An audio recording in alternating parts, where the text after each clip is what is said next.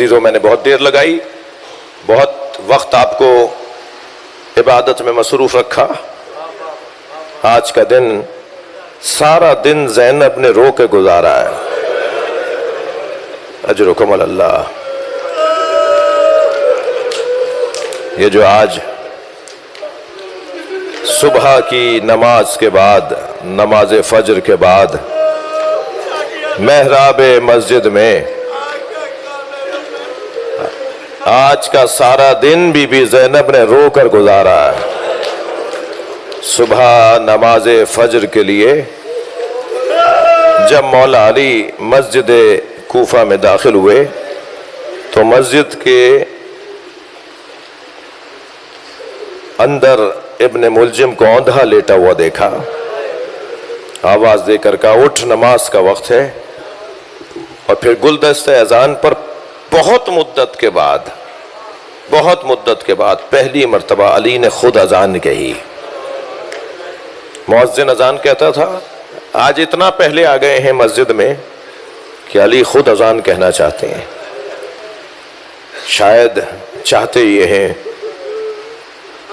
کہ اس ثواب کو بھی اپنی زندگی کا آخری ثواب، اس عبادت کو بھی ایک مرتبہ انجام دے لیں۔ مؤذنوں کا بڑا مقام ہے، اذان کہنے والوں کا بڑا مقام ہے۔ میرے بچپن میں تو اذان کہنے والوں میں بحث ہوتی تھی کہ میں کہوں گا اذان، دوسرا کہتا۔ آج مؤذن ہم نے مخصوص اور محدود کر دیے ہیں، ہر شخص کو اذان کہنے کا جذبہ ہونا چاہیے، اس لیے کہ علی بن ابی طالب کا بھی شوق اذان کہنے کا تھا۔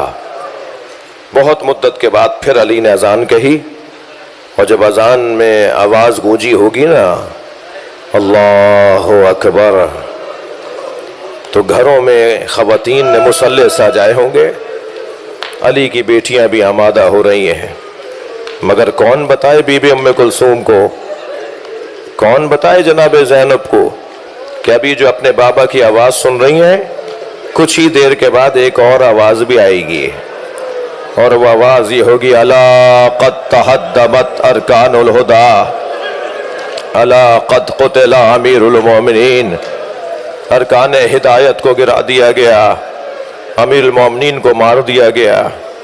کیا گزری ہوگی اس وقت علی کی بیٹیوں پر، جب میرے مولا محراب مسجد میں پہلی رکعت کا پہلا سجدہ ادا کر رہے تھے، ابھی علی کا سر اٹھنے کو تھا کہ وہ تلوار فضا میں بلند ہوئی جسے 1000 درہم میں خریدا گیا تھا، 1000 درہم کے زہر میں اسے جلا جلا کے بجھایا گیا تھا، تلوار کو زہر پلایا گیا تھا تاکہ علی کو جب زخم لگے تو زہر پورے بدن میں سرایت کر جائے۔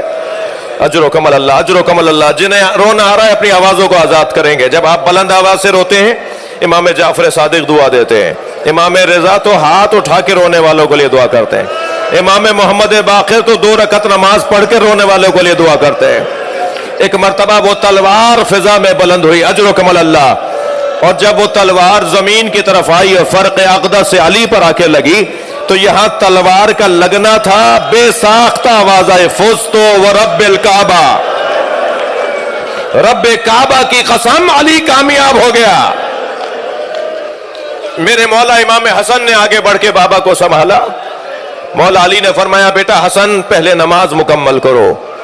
اب مولا کو محراب کی دیوار سے بٹھایا گیا، ٹیک لگا کر دیوار سے بٹھا دیا گیا، امام حسن نے نماز جماعت کو مکمل کیا، اجرکم اللہ۔ اور جیسے ہی نماز مکمل ہوئی تو فوراً بابا کے قریب آئے، اتنی دیر میں سر سے خون بہنا شروع ہوا، مولا نے چاہا کہ پیشانی پر اور سر پر پٹی باندھے، زخم کو روکنے کے لیے مولا نے کپڑا باندھنا چاہا تو فرمایا نہیں نہیں، پہلے مجھے اتنا بتاؤ میری داڑھی میرے خون سے رنگین ہو گئی؟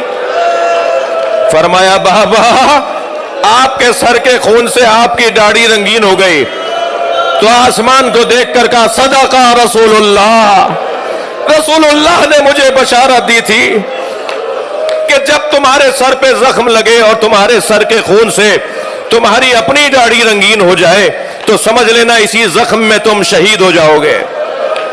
اجرکم اللہ، اجرکم اللہ۔ جنہیں رونا آ رہا ہے وہ آوازوں کو آزاد کریں گے۔ میں 2 منزلیں اور لوں گا۔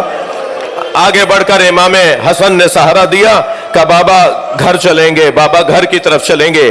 عزادارو 2 قدم علی چلے، 2 قدم آگے چلے، علی چلے، 2 قدم علی چلے، وہ علی جس نے خیبر فتح کیا، وہ علی جس نے زہرا کو قبر کے حوالے کیا، وہ علی جس نے خندق فتح کی، وہ علی 2 قدم چل کے کہتے ہیں حسن مجھ سے چلا نہیں جا رہا، میرے پیروں میں دم نہیں ہے، اے میرے لال مجھ سے چلا نہیں جا رہا۔ اب خود علی جانا چاہتے ہیں، اب خود علی چاہتے ہیں کہ دنیا کو چھوڑ دیں، اس دنیا سے رخصت ہو جائیں۔ ایک قالین بچھایا گیا، اس قالین پر مولا علی کو لٹایا گیا، ایک طرف سے امام حسن نے اٹھایا، ایک طرف سے امام حسین نے اٹھایا، درمیان سے عباس اٹھا رہے ہیں اور دوسرے جانب سے محمد حنفیہ اٹھا رہے ہیں۔ علی مولا کے 4 بیٹے ہیں جو اس وقت موجود ہیں، اور چاروں بیٹے علی کو اٹھا رہے ہیں کہ آنکھیں بند تھی مولا کی، ایک مرتبہ آنکھیں کھول کر دیکھا تو سب سے پہلا چہرہ امام حسن کا نظر آیا۔ اجر و کمل اللہ، اجر و کمل اللہ، مجھے جلدی نہیں ہے، اگر آپ مصاب ہونا چاہتے ہیں نا، میں آرام سے پڑھ رہا ہوں، آرام سے پڑھ رہا ہوں۔ آنکھیں کھول کر امام حسن کو دیکھا تو کیا دیکھا؟ حسن کی آنکھوں سے آنسو ٹپک رہے ہیں۔ فرمایا بیٹا حسن جو حق کی خاطر جیتا ہے اسے یہ وقت دیکھنا پڑتا ہے، بیٹا خبردار گریہ نہ کرو، آنکھوں سے آنسو صاف کرو۔ اچانک دیکھا کہ عباس رو رہے ہیں، فرمایا عباس خبردار گریہ نہ کرو۔ پھر احساس ہوا کہ اور بچے تو نہیں رو رہے، تو دیکھا محمد حنفیہ بھی رو رہے ہیں، فرمایا محمد حنفیہ آنکھوں سے آنسو صاف کرو، خبردار میرے بچے گریہ نہ کرو۔ کہ اچانک پائٹی کی طرف دیکھا کہ حسین رو رہے ہیں، تو آواز دے کر کہا حسین تمہارا رونا تو تمہارے نانا کو بھی گوارا نہیں تھا، تمہارا رونا تو تمہاری ماں کو بھی برداشت نہیں تھا، اے حسین خبردار گریہ نہ کرو۔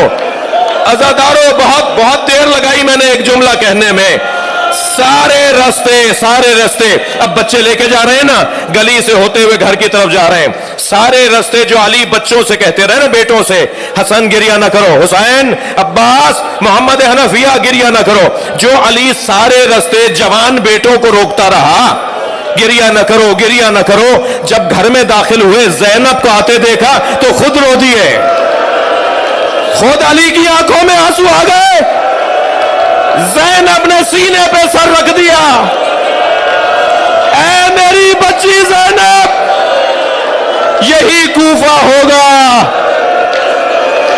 کوئی تیر چلائے گا، کوئی پتھر مارے گا، کوئی زینب کی طرف اشارہ کرے گا، میری بچیاں اسیر بنائے کے لائی جائیں گی۔ الا لعنت اللہ علی القوم الظالمین۔ یا حسین یا حسین یا حسین۔